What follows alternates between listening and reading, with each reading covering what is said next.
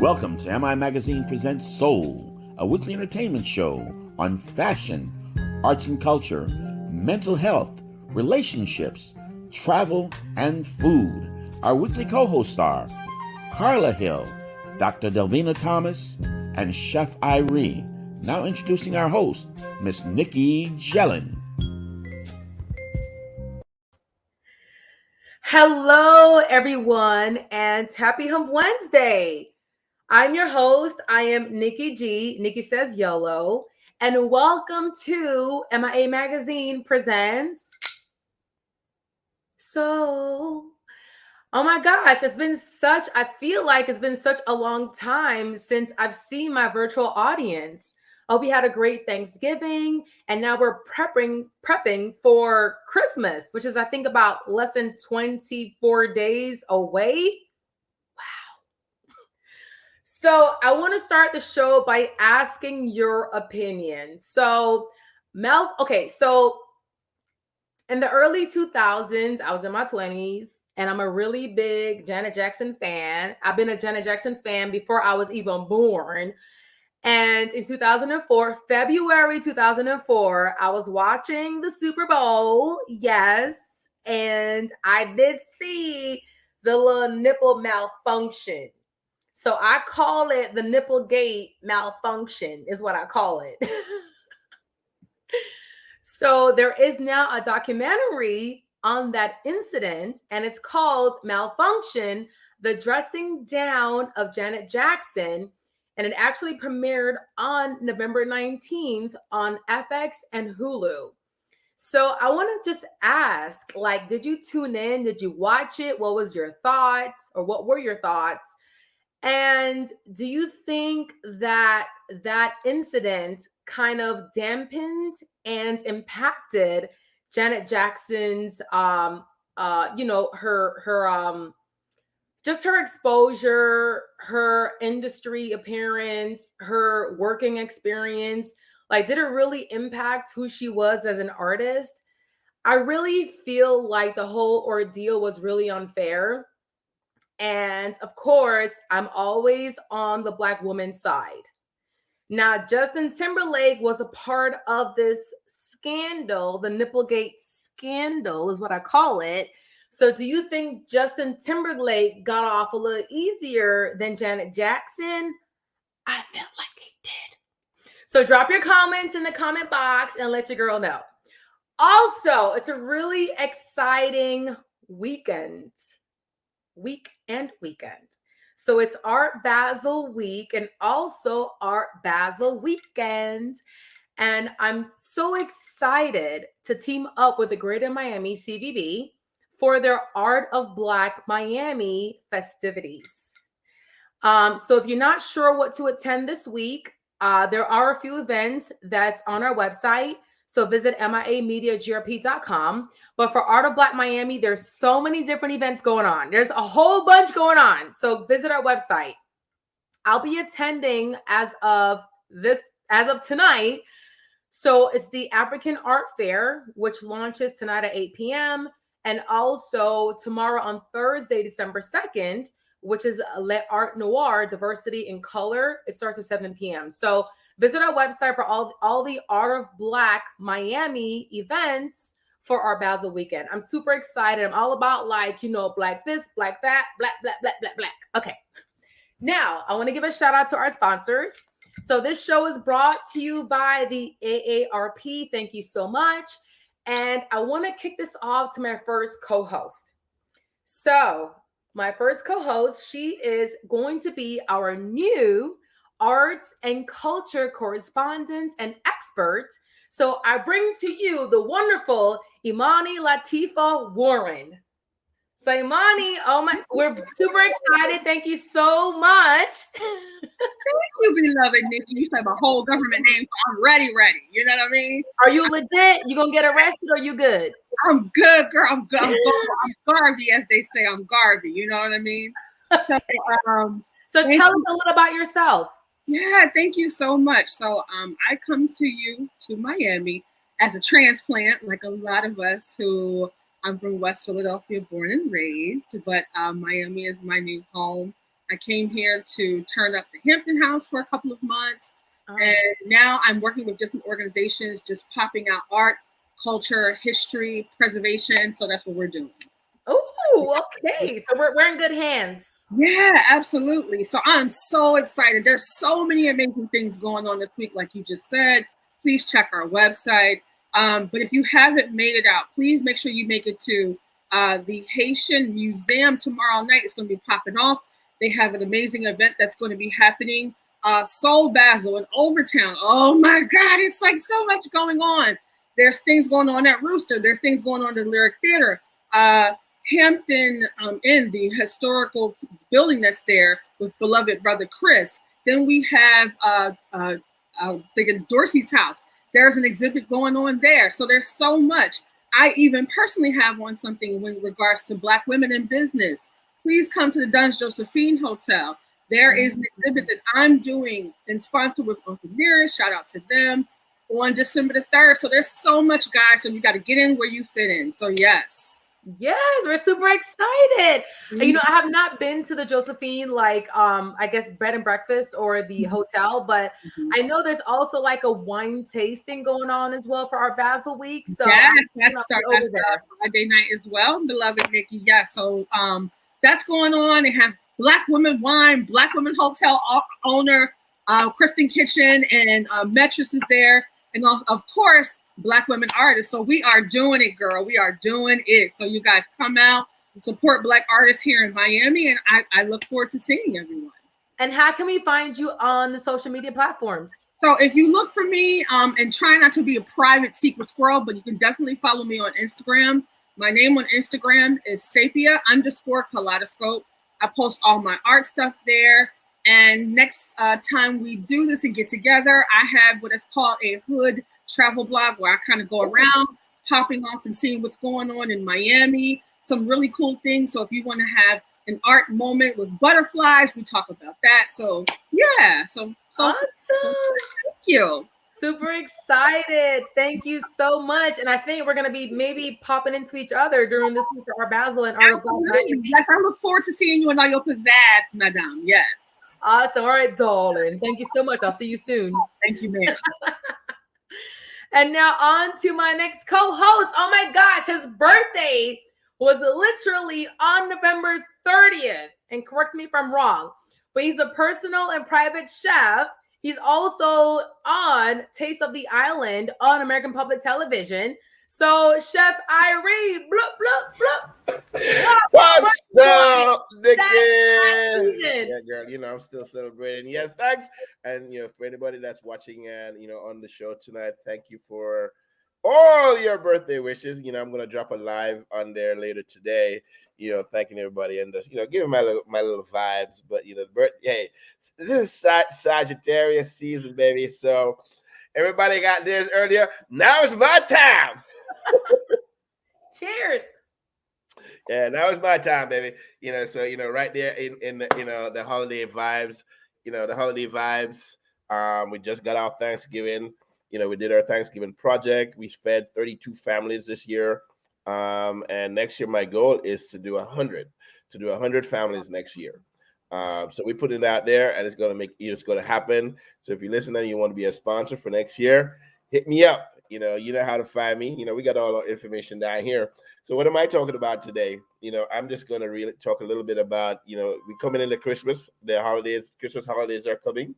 And so here's one of the things, you know, that, you know, for me as Jamaican, this is something that, you know, is dear to my heart. This is sorrel.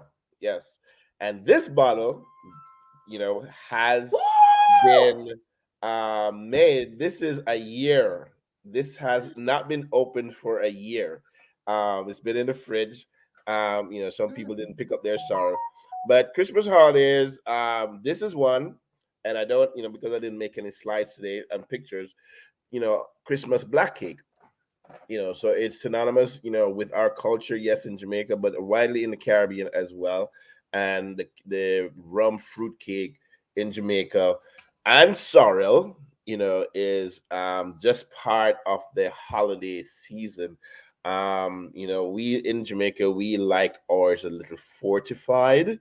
Yes. So, it's made with the sorrel plant from, the fruit from the hibiscus plant. You boil it with ginger, you draw it, you strain it, you put sugar. And we in Jamaica, we love a little, well, a lot of wine and a lot of rum in our sorrel.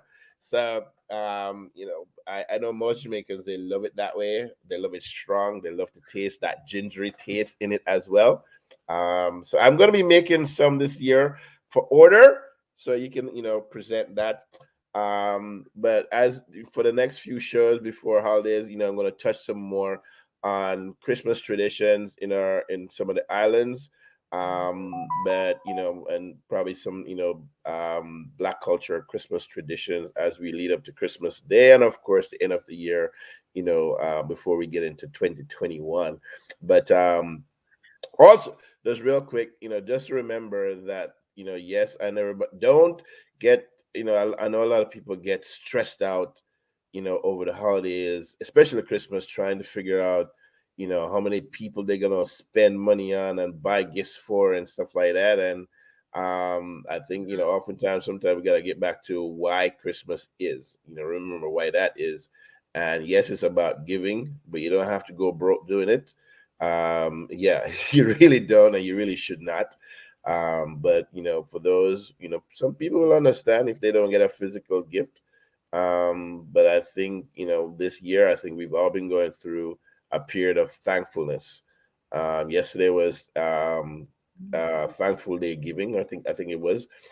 We just got Thanksgiving, so I think we should, sincerely continue. Giving Tuesday. Oh, Giving Tuesday. So Giving Tuesday. Yeah. So Sorry, I that was just cut you yesterday. off. Giving Tuesday. Appreciate the clarification, darling. But and it was on my birthday too, so yes. So yeah, so Christmas vibes is coming, and wish everybody the blessed the most for that. As we go finish out this year strong, hopefully finish it out positively. And as we're thinking of another holiday celebration, start thinking of some really cool things to do on the table in the pot. I'm certainly going to look at some new things and try to provide some new info. So if I get a chance, I'll try to fling up some new recipes, probably on the show too. Things that people can think about, as they're preparing a Christmas dinner for family and friends. And no, That I ain't sounds trying. good. I ain't trying to do turkey. So, for Chef, Christmas. with the sorrel, I know it's been brewing for. This so when you brew the sorrel, when I brew my sorrel, it's brewed, taken off the heat, and it sits there for a couple days in the pot, and then it's strained.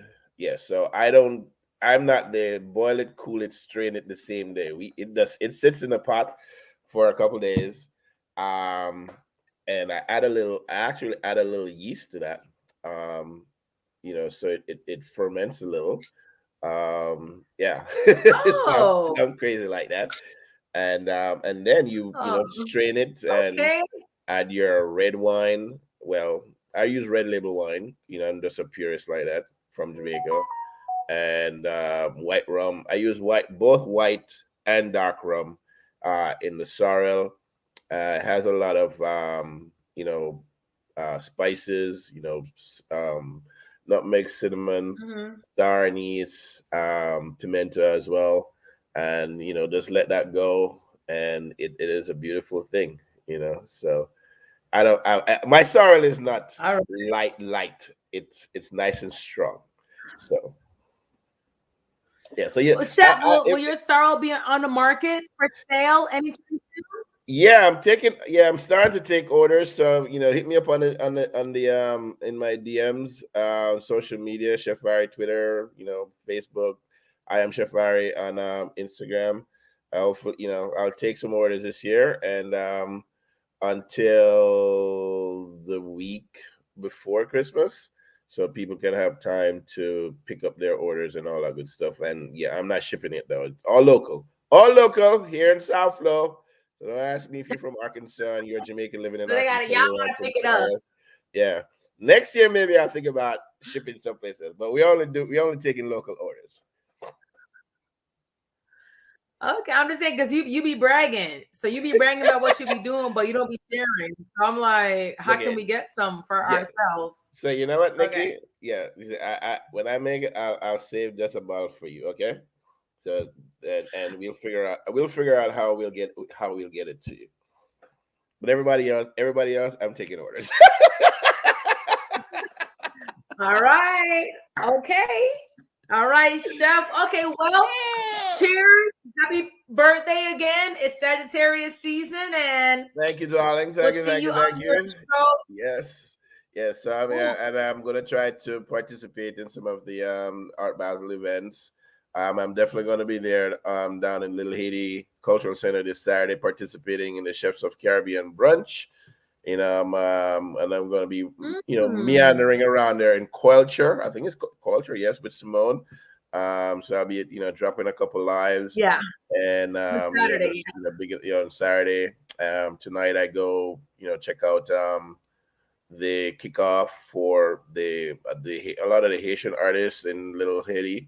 It's an amazing event. You got to go and check that out. The Art Beat. Art Beat. Yeah, it is. It's when you realize how many talented people are here locally, it's an amazing thing. But always, I'm glad to see that there are outlets that are able to feature more local artists than when Basel first started. If you remember when Basel first started, those number of years, black artists were never represented at all.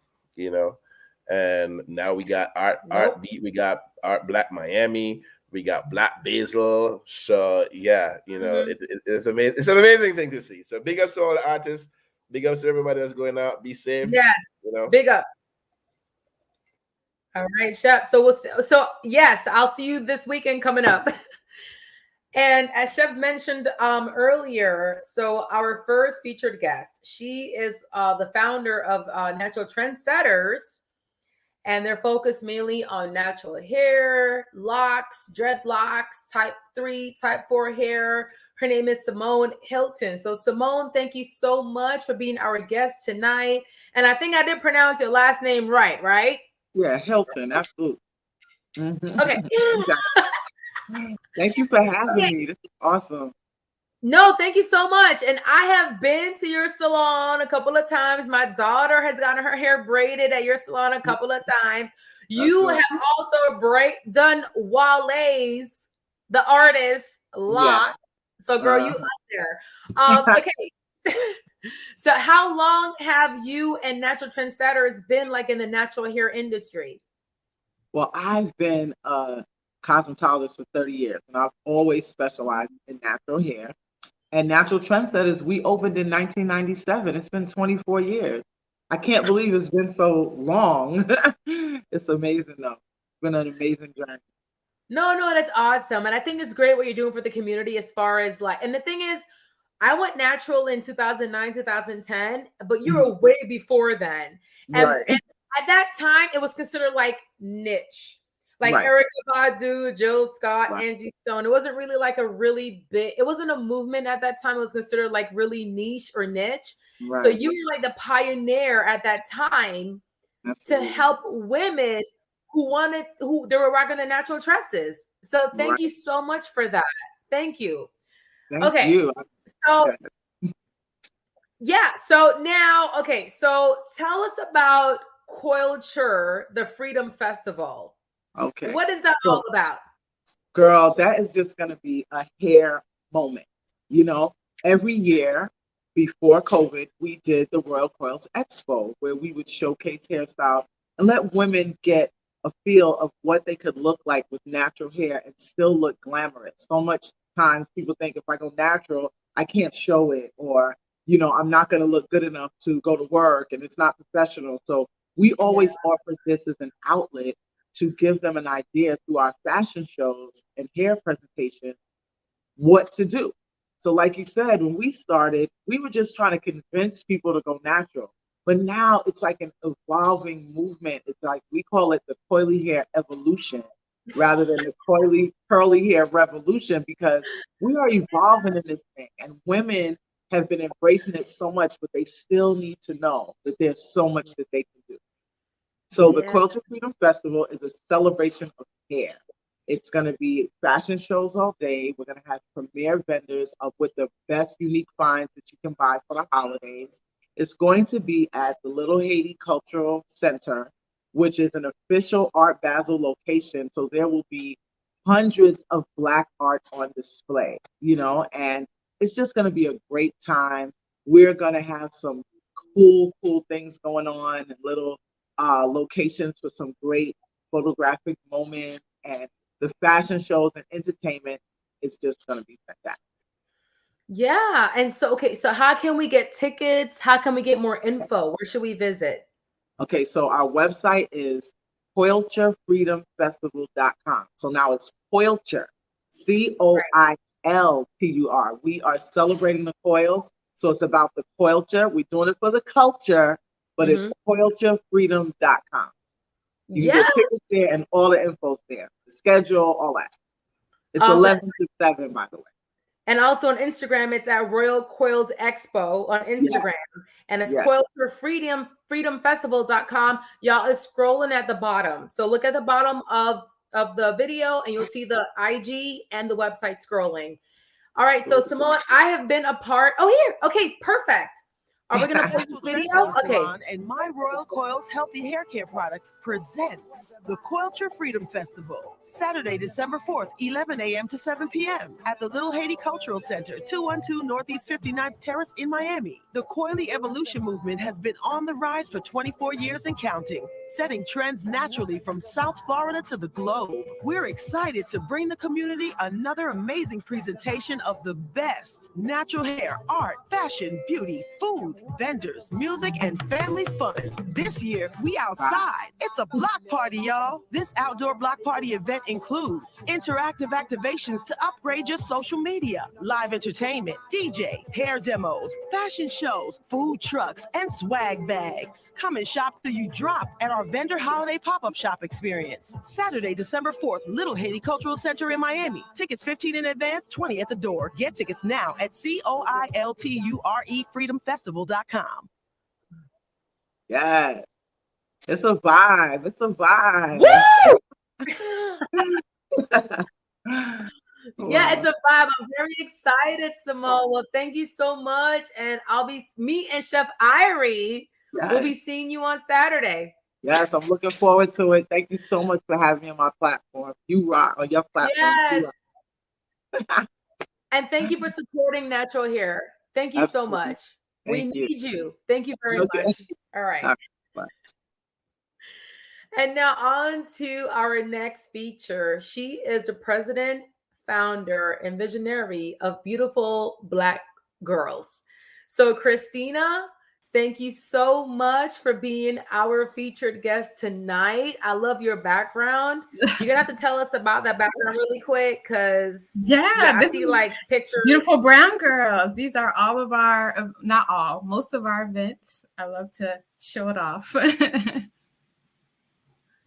Oh, so those are the events for Beautiful Brown Girls. Yeah, so it's photos from our event. This is our office. So this keeps me motivated and encouraged. When I come in, I get to see all the smiling faces.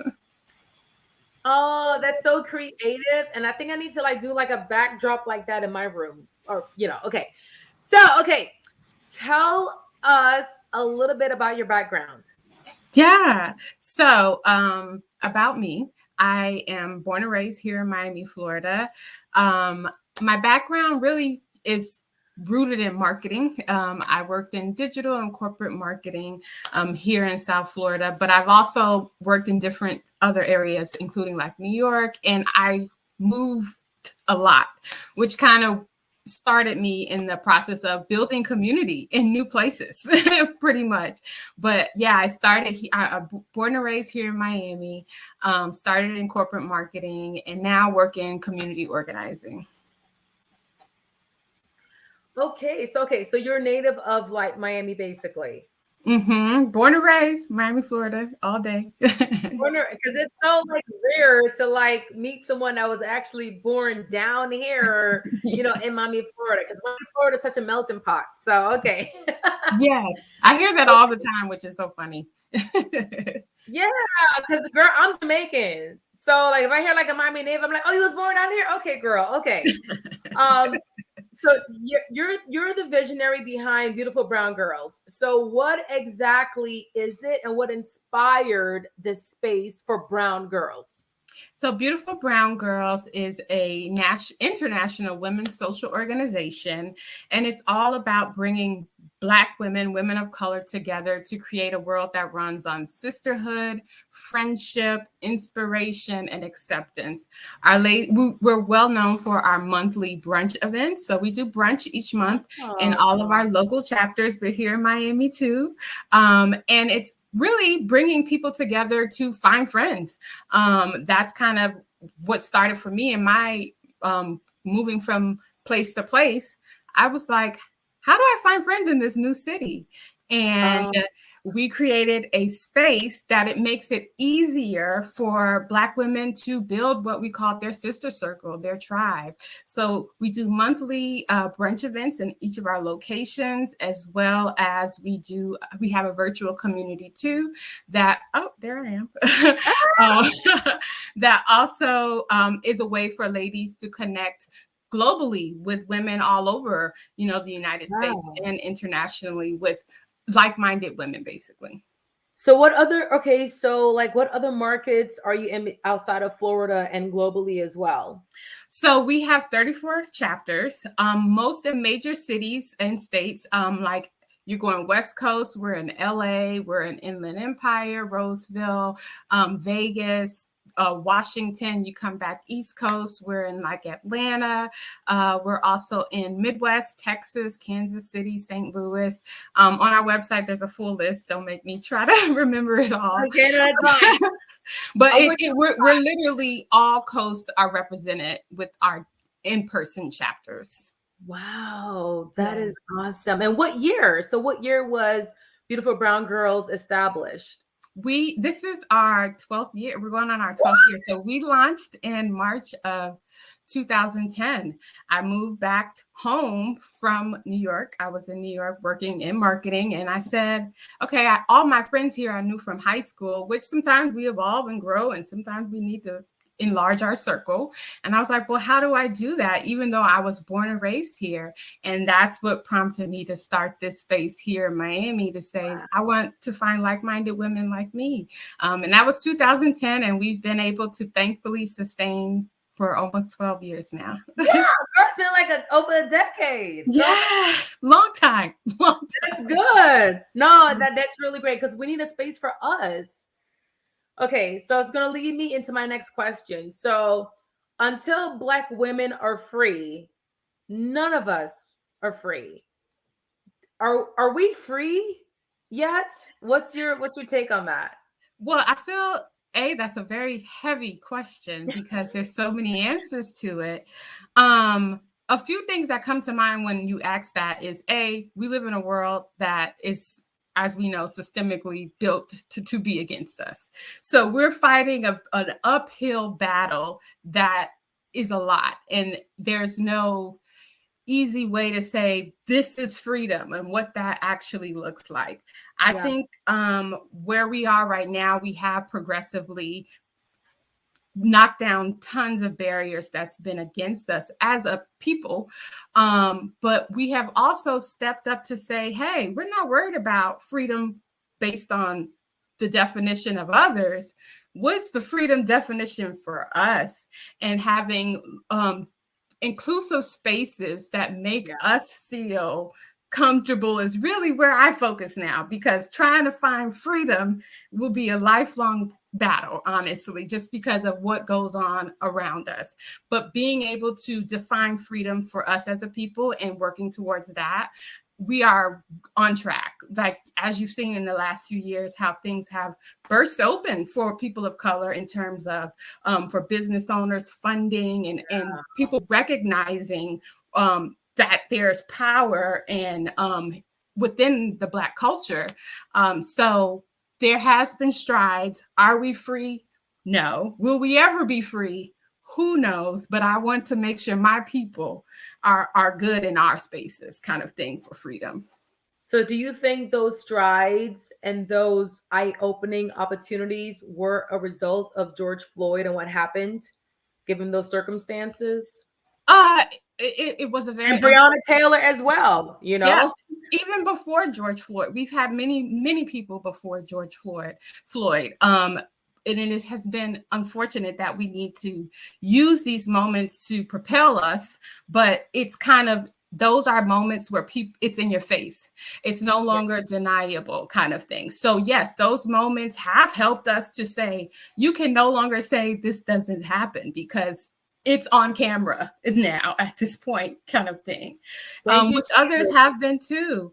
But those moments have showed the lack of help and opportunity for people of color in the U.S. and beyond, even for beautiful brown girls during that time where we have and still have had so much social unrest and racial injustice. Black women were looking for spaces to say, I need to turn off my TV and I need to find a space where I don't even need to hear about George Floyd because this isn't new to me. But I need to have a space where I can feel comfortable to heal from George Floyd. And I think that's what beautiful brown girls really stepped up to be during that time. Yeah, no, definitely. And we can like totally talk about this all day, but I feel like given the circumstances with George Floyd and even Breonna Taylor, and there's so many others as well. Yeah. Like, I feel like society and organizations, they're now more open to hearing our story. And now there's DE and I, diversity, equality, and inclusion departments. And it's like, okay, which I'm really appreciative of. Yeah. But I feel like those platforms and departments were needed way before then. Like, why does it take something really traumatic to happen? Right. You to want to make a change. Exactly. So, yeah. It's a double-edged sword for sure. It really is. It really is. And it's really sad. And my next thing to you is, so we save others as far as Black women to save ourselves. As Black women, because we feel like we have to save ourselves, are we still, like, in your opinion, are we still like undervalued or devalued? In the world's eye, yes, 100%. I do feel that Black women are still very undervalued. We bring so much to the table, and I'm happy we're at a point now that there's kind of been a awakening, a come to Jesus moment. Unfortunately, after everything has been put out there with social media and incidents, unfortunate incidents, but people are now seeing that as a collective movement, there is power behind Black women. And that brings to mind, even before George Floyd in 2016, we partnered with Michelle Obama and her When We All Vote initiative and did 20 events of voter registration, just registering our people in our local communities. And we were able to register hundreds of Black women just going out within our respective chapters of Beautiful Brown Girls and encouraging people to register to vote. That alone, I feel like, was showed the value of Black women, of how we take a lot on our backs, unfortunately, but we're one of those people, but when we say something and we decide to do something, we do it. And I think there is thankfully now a awakening to the power behind our collective movement. Are we undervalued? Yes. Do I hope for change? Absolutely. Do I work towards showing value to my sisters as a Black woman? 100%. Yeah, and I can definitely add to like Sasha Abrams. It's because of like her tenacity and ambition and movement as to why so many Blacks showed up and turned out. Yes. And like, she definitely is a representation of a Black woman, but it's like, man, it's still, we're at the end of 2021. And me personally, I still feel like we are undervalued. Yeah. We bring so much And so my next question is, so what's your take on cultural appropriation and the exploitation of Black women? Because we're undervalued, but yet we're so like represented subliminally. Yeah, it's It's confusing, really. What it is. It's the most confusing thing because we have done trends and things that has happened for years, and unfortunately, someone deems it now as acceptable, and then the world is now opened up to it. My thoughts on cultural appropriation, it's hard for me to really have a thought on it because I have officially checked out of white America and said, hello, I'm here for my people. I'm here to create opportunity for them. I tune out a lot of the things that are happening in the media where it is showing that it's happening. It's not like you can live in a bubble. But it's just unfortunate at this point. That's really where I'm at within it. And can I make a change to it? Yes, by saying I'm focusing on building up my sisters so that they feel like, who cares about the cultural appropriation? We know who we are and being whole within us and leaving that part alone because it's going to be an ongoing thing. It's happened for decades. And that's just me and my opinion of just like, I want to remove myself from the crazy a bit and come back to, I want to celebrate all the things that we're doing as Black women, regardless of if it's celebrated by others years from now. But for right now, I'm going to celebrate you. And hopefully that makes you feel better about yourself, as a Black woman. Well, I did a recent segment a few shows ago on Sarah Bartman. I'm not sure if you're familiar with her. No. Sarah Bartman. Yes, she was a Black woman that was raised in Cape Town, considered now Cape Town, South Africa. And she was, at the time, I believe it was like the 14th century or 16th century, she had a really big butt, really big breast, and a really small waist. So she was the epitome of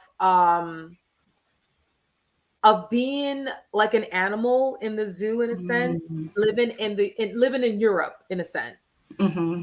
So she was ridiculed. She was considered a zoo animal. She was taunted. She was experimented on because she had such a really voluptuous body. Yeah. And even in European society, within white European society, their proportions are different compared to how she looked. And fast forward now to 2021, there's so many praised. Yes. That they want the big, they're getting the BBLs, they want the small waist, they want the big bust. And it's like, wow, we were, as Black women, right. And you know what? And I have family members in my family where they were the same body shape as Sarah Bartman, and they were so ashamed of it. Yeah. They were ashamed of their big booties, their big thighs, their breasts, and they were so ashamed of it. And now there's plastic surgery to enhance it, and it goes outside of Black women. Now there's European women wanting to have that look, So that's why I ask you that question, like, as far as cultural appropriation, not even just physical appearance, but even with like hair. Yeah. I think her name is, is it Rachel? What's Rachel does the white woman that came up, she wanted to portray herself as Black. Rachel does Rachel Dolezal. Yes. So even that, it's like, in society, look, we're very intelligent, we're smart, we're skilled, we're beautiful. Yeah. And beauty is at the epitome of man. But is it at the epitome of God and our higher power? It's not. Right. So we're always subjected to what society thinks about what a Black woman beauty should be. And in the past, it was considered ugly. Yeah. It was considered ugly. And now, maybe I'm in my feelings. I'm a little bit. I'm with you. But now they want the big booties, they want the big titties, they want the small waist, they want the big lips. And it's like, wait a minute. Right. You know, so, you know, this subject is really, it's really near and dear to my heart, especially with natural hair. I do see a lot of non-Black women rocking afros, braids, bantu knots, Chinese bums. I've seen it. You know, Marc Jacobs did a show. The fashion designer Marc Jacobs did a show a couple years ago, and he had some models come out rocking bantu knots, and he blamed it.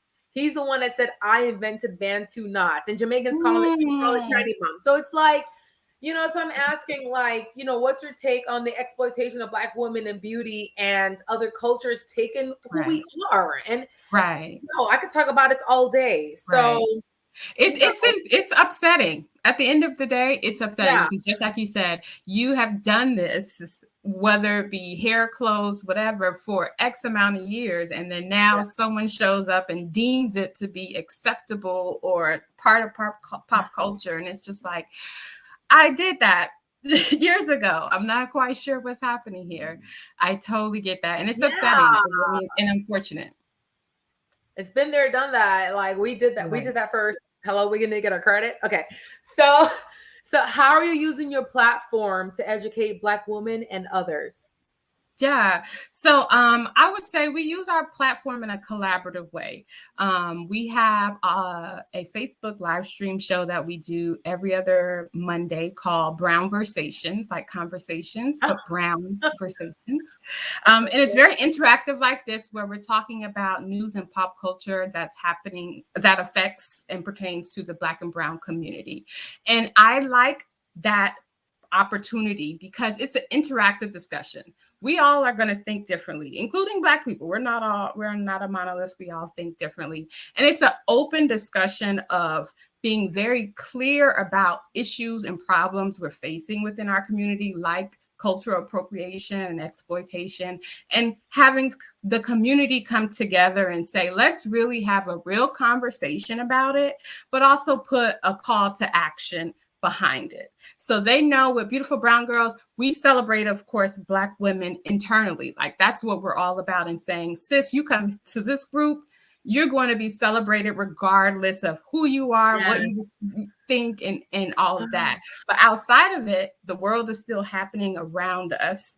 And we really still do need to come together as a collective to decide, how do we make change within our communities, locally and globally? And that's what we do on our bi-weekly show on Brown Versations. But in general, we also make sure we're consistently putting images out there via our social and key messaging centered around the beauty of Black women, whether that be us together at events, whether that be motivational, inspirational ways to keep going, sis. We know it's crazy out there, but we got you. But just ways that we can just make sure to peek into each of our lives to say, talk to us, and let's also support each other. So we do that on our show, Brown Versations, and it's been so eye-opening. I learned so much myself. Just learning from others helps us to also learn collectively, and that's been a really good space for that. No, we need that, you know, because we're so like talked down against, and we have so many layers. Because we can talk about this all day. We have so many layers in the corporate world as far as our features, our physique, how we talk, how we look. There's so many. It's exhausting. I'm tired at the end of the day. I need a space to say, sis, you heard what they told me yesterday. It's crazy. And we need a space to kind of just vent and purge, you know? So thank you. So what's next, and how can we help support the mission and the cause of Beautiful Brown Girls? Yeah, our next goal is really with Beautiful Brown Girls. It is a virtual platform that you can join. So to support, you can become a member. To become a member, you could go to our website, beautifulbrowngirls.com. It gives you all the instructions on joining this community. But also, we do love the support of others. We are currently crowdfunding because we are looking to turn our virtual community into an app.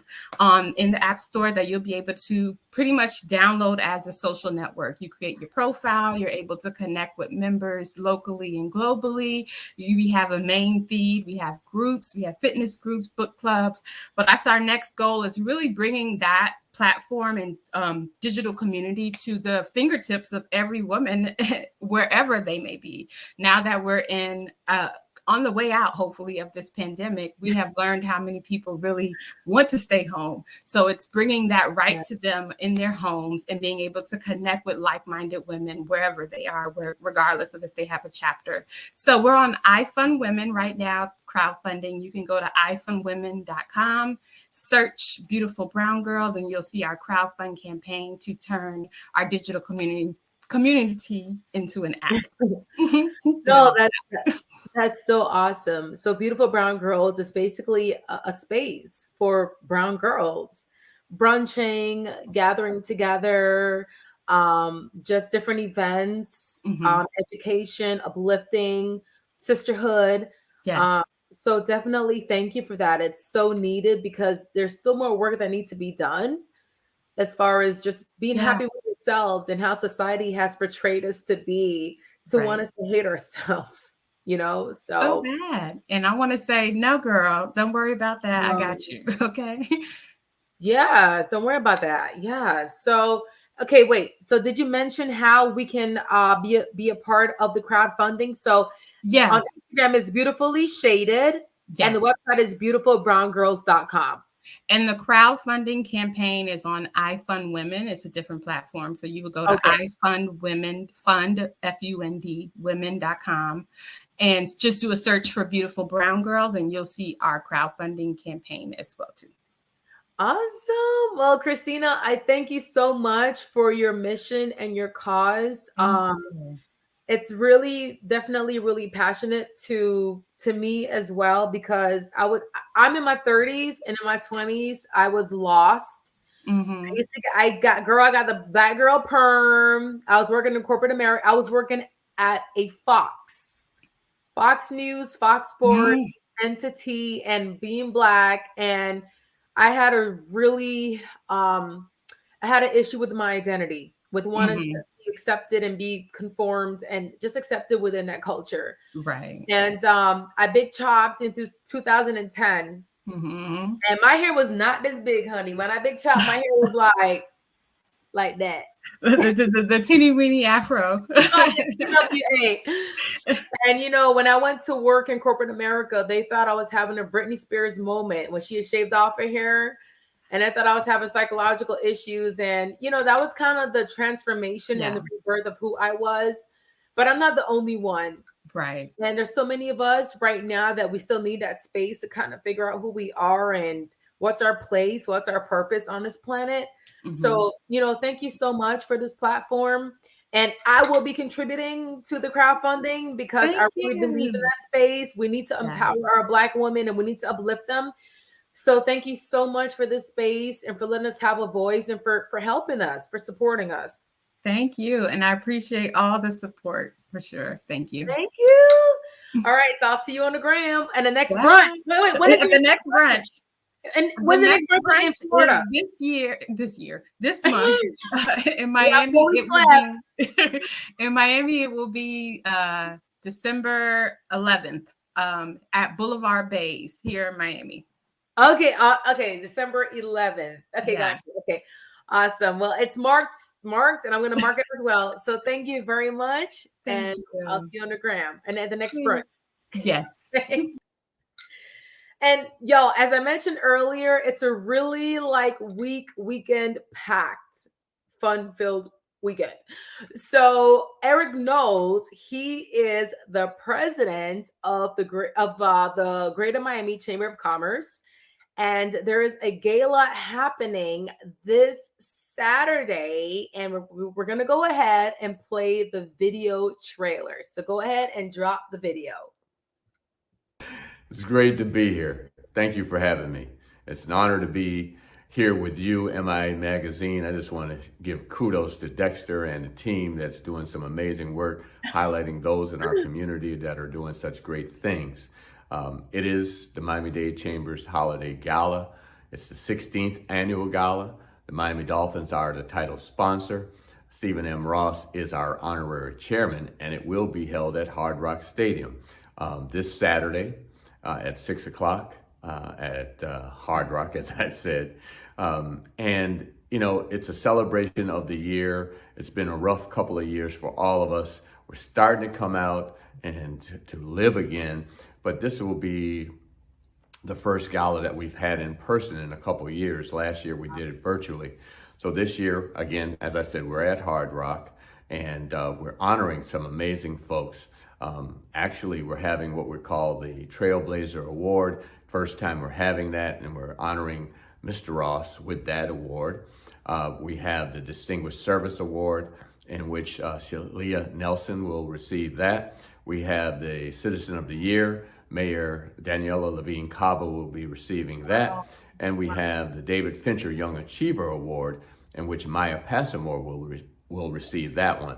And then we have what we call the H.T. Smith Lifetime Achievement Award for all the great work that H.T. has done in our community. You know, he spearheaded the boycott back in the 80s when Mandela was slighted by our our local government. But anyway, I'm not going to get into that right now.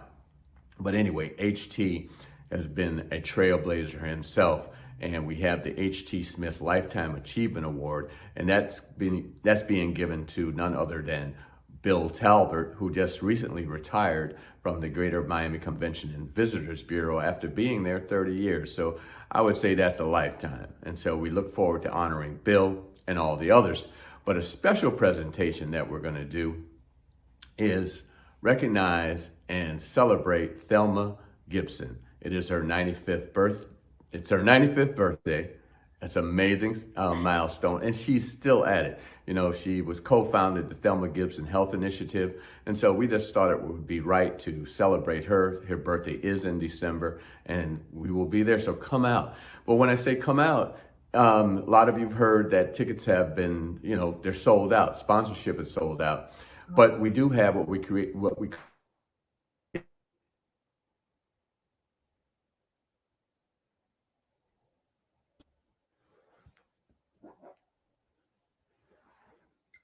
everybody will be in the reception. And then when the event begins, those sponsors that have tables will go to their tables. The lounge experience guests will stay in the lounge. We'll have monitors that you can watch the event on those monitors. And then we will serve dinner. Everyone will have an amazing dinner. And after the dinner, we will have a party. So we want you to come out. You know, you can go to www.m-dcc.org, or you can call the chamber at 305-751-8648, and you can purchase those lounge tickets. I'm telling you, a lot of folks are buying those tickets, so jump on it. It's going to be a great night. Folks are still calling. They wanted to buy tickets to the gala. Tickets are sold out in the main ballroom, but we do have the lounge experience. And, you know, I want to thank some of our sponsors, Baptist, Brightline, obviously the Miami Dolphins, MCO Construction, all of my board members, and I'm going to get in trouble because I'm forgetting, I don't have a list of all our sponsors, but please go to our website, www.m-dcc.org, events, and you'll see all of our sponsors. And I truly want to thank those sponsors for their support of this year's gala. And I look forward to seeing you on Saturday, this Saturday. No, I was going to say November. Today's the last day of November. So, and as I'm laughing. But anyway, thank you, Dexter. Thank you to the team for all the support that you do. See you on Saturday, December 4th. Love you. All right, y'all. So again, the Miami-Dade Chamber Gala, it's going to be this Saturday at 6 p.m. So go ahead and purchase your tickets. I'll be in the building. It's going to be a great event, and we'll see you there. So thank you so much, Eric Knowles. Thank you to Christina and Simone for being our guests tonight. And welcome, Imani Warren, for being our new arts and culture correspondent. So thanks again tonight, guys, and we'll see you next week, Wednesday.